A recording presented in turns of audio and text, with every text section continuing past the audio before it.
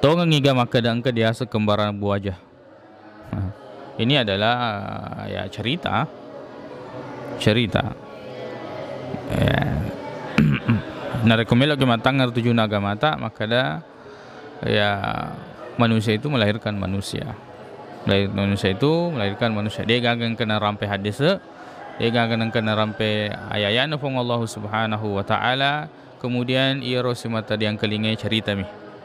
Ya, semata boleh jadi itu adalah ya, dan bukan boleh jadi ya, itu adalah bisikan-bisikan syaitan atau jin, yang jin kafir untuk memberdaya umat manusia, umat Islam ya.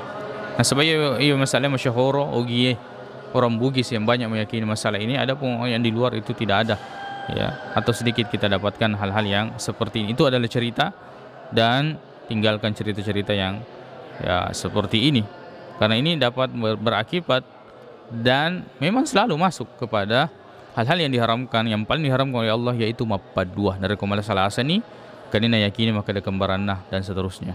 Wallahu a'lam.